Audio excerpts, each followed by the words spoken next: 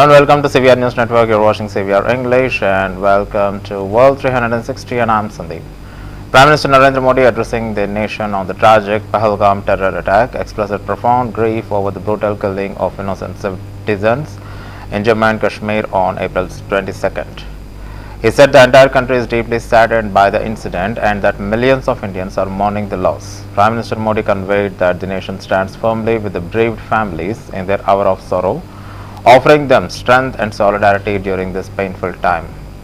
India will identify, trace, punish, said Prime Minister Modi to the world over Pahalgam terror attack.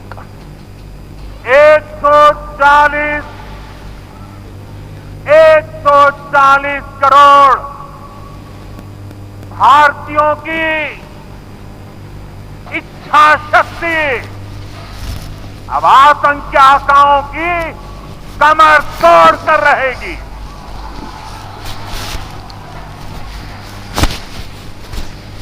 Friends, today from the soil of Bihar, I say to the whole world, India will identify, track and punish every terrorist and their backers.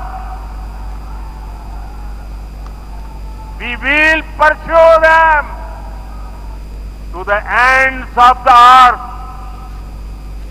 India's spirit will never be broken by terrorism. Terrorism will not go unpunished. Every effort will be made to ensure that justice is done. The entire nation is firm in this resolve. Everyone who believes in humanity is with us.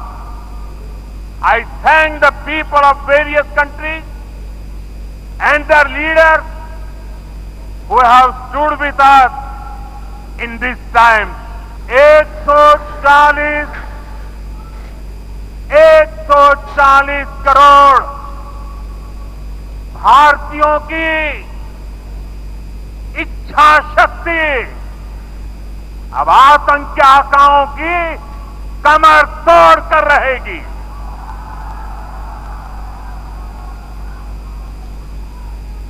Friends, today from the soil of Bihar, I say to the whole world, India will identify, track and punish every terrorist and their backers. We will pursue them to the ends of the earth. India's spirit will never be broken by. Italian Prime Minister Giorgia Meloni paid her respects on Wednesday to the late Pope Francis, approaching his casket in St. Peter's Basilica with solemn reverence. Earlier in the day, speaking before the Italian Parliament, Meloni reflected on her personal connection with the Pontiff. Italian Prime Minister Giorgia Meloni paid a deeply emotional tribute to Pope Francis and St. Peter's Basilica, standing in silence before his body. The footage captures a powerful moment of national mourning as Meloni appears visibly moved while honoring the late Pontiff.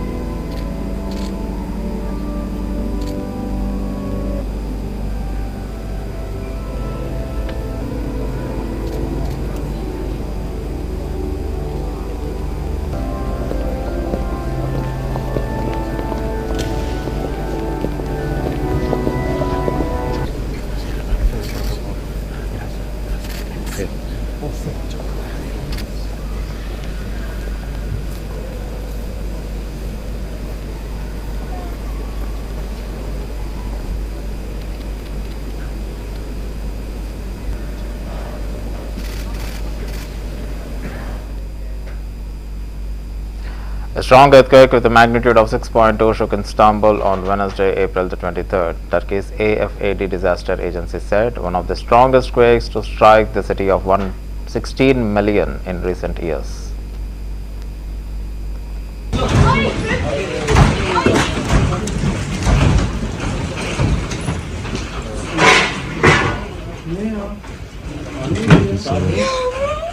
Sakin, tamam, sakin. Sakin olun. Bir yerleri götürür rahat. Telefona koy, telefon. Bismillah. Oraya tanıyor ki. Tanıyor ki. Deprem çevirdik. Baba buradayız. Nerede?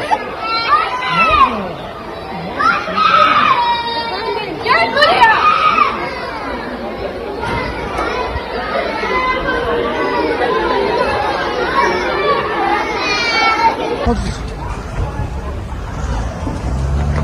Sallanıyor. Allah'ım sen yardımcı ol yarabbim. Sallanıyor. Sallanıyoruz. Hala sallanıyoruz. Devam ediyor. Devam ediyor. Sallanıyoruz. Sakin olun.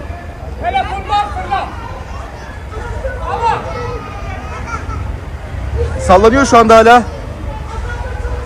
Sallanıyor. Devam ediyor. Devam ediyor. Devam ediyor şu anda.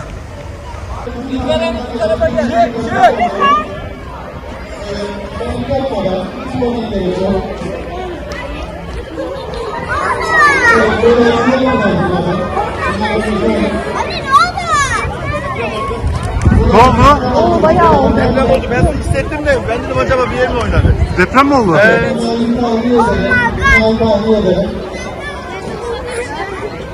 Ne oldu kızım? Babam nerede?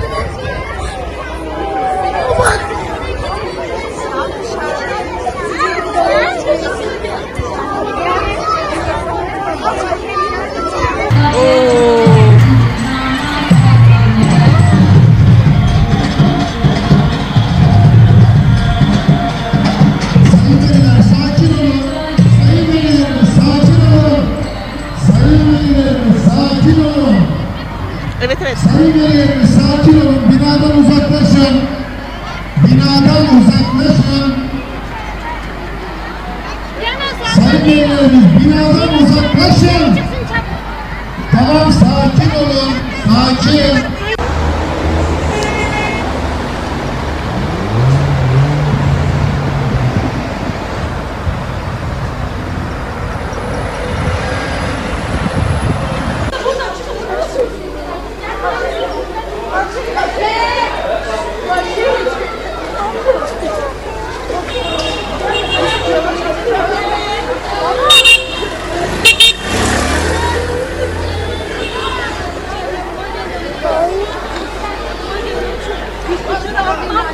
Bayağı bir vurdu ya.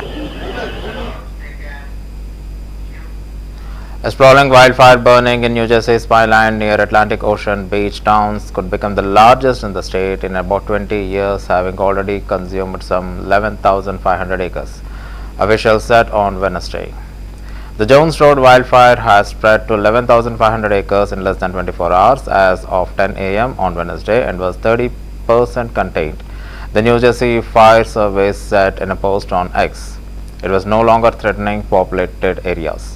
The blaze could become the largest in New Jersey in about 20 years.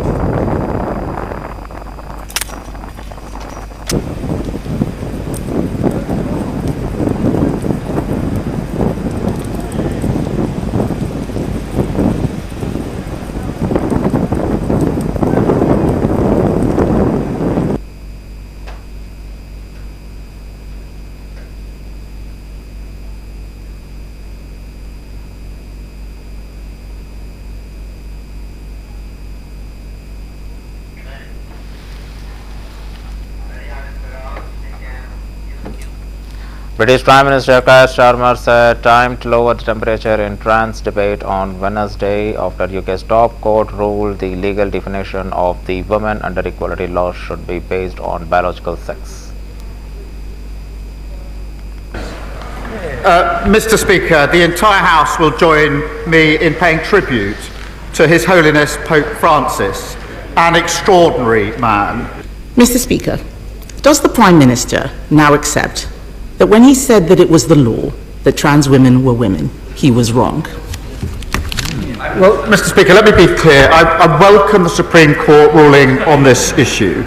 It brings clarity and it will give confidence to women and, of course, to service providers. The Equality and Human Rights Commission will now issue updated guidance, and it's important that that happens and that all service providers then act accordingly. Spaces based on biological sex, and we will, but also to ensure. I do think this is the time now to lower the temperature, to move forward and to conduct this debate with the care and compassion that it deserves, and I think that should unite the whole House. Thank you, Mr. Speaker.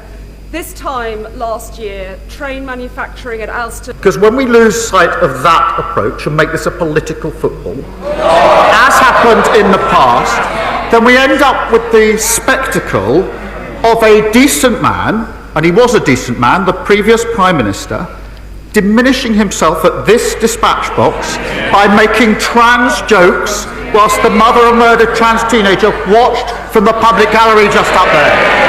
That will never be my approach. My approach will be to support the ruling, to protect single-sex spaces and treat everybody with dignity and respect.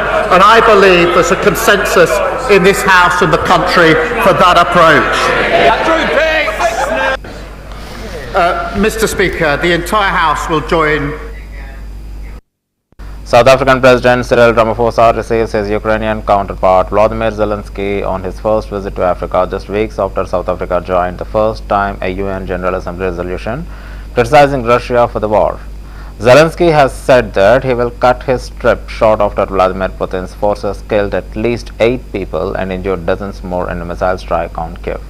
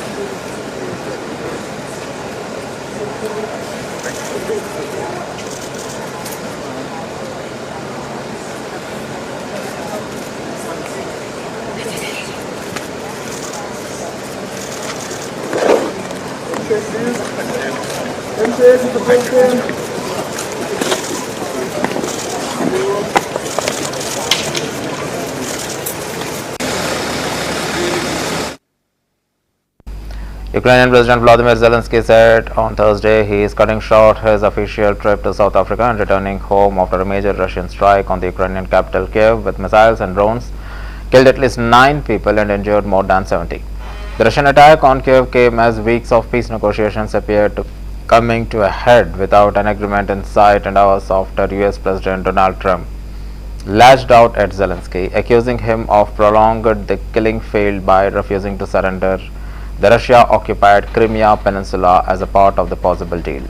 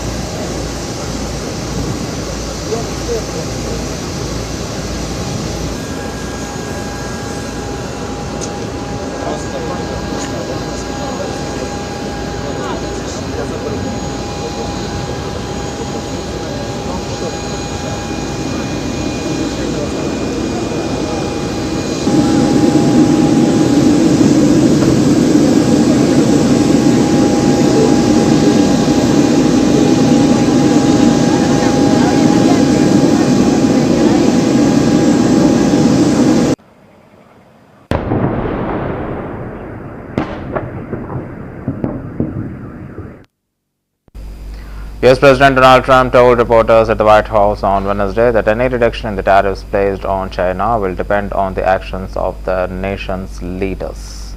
He was discussing this in the reporters' conference at the White House yesterday. He discussed several other issues related to Zelenskyy, China, and also the terrorism.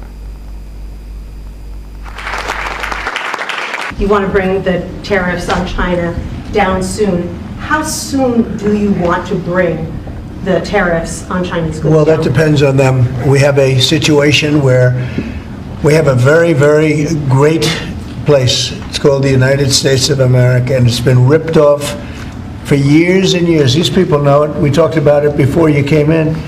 We've been ripped off by every country in the world practically, and friend and foe. And we're not doing that anymore. So what's happened is Howard, how many countries have we spoken to already? 90. 90. And they all want to make deals, and we're going to make deals, but they're going to be fair deals. They're not going to be rip-off deals. And in the end, I think what's going to happen is we're going to have great deals. And by the way, if we don't have a deal with a company or a country, we're going to set the tariff. We just set the tariff. It's something that we think that will happen, I'd say, over the next couple of weeks. Wouldn't you say? I think so. Over the next 2-3 weeks. We'll be setting the number. And we're going to pick, could be for China too, could be for China. Well, we're dealing with almost all of them. Too many to fully deal with, but we're going to be fair to them. But we're dealing with a lot of countries right now, and could be with China, but maybe we'll make a special, a deal. As you know, we essentially taxed them 10 and then another 10. We also taxed Mexico 25, and we taxed Canada 25. And that's the kind of money that's what's pouring into our country right now. And it's gotten us down from losing $3 to $5 billion a day to actually making money, but breaking even, let's say, but we're going to make a lot of money. And that money is going to be used to reduce taxes. We're going to get big, big tax breaks. We're going to were you worried about what the 145% tariffs were doing to small businesses here in the U.S.? Is that why you're bringing it down? No, I haven't brought it down. I haven't brought it, still 145, I haven't brought it down. I said it's a high tariff, it is a high tariff, but I haven't brought it down. It basically means China's not doing any business with us, essentially, because it's a very high number. But we get along, I get along very well with President Xi, and I hope we can make a deal. Otherwise, we'll set a price, and hopefully they'll come here and they'll contribute, and if they don't, that's okay. And has there been any direct contact between the U.S. and China trade at all? Yeah, of course. Yeah. And every day. Every day. I also know that An unseasonal and intense sandstorm has enveloped Beirut, parts of Iraq and large parts of Lebanon, causing at least 2 fatalities and sending hundreds to hospitals with respiratory issues.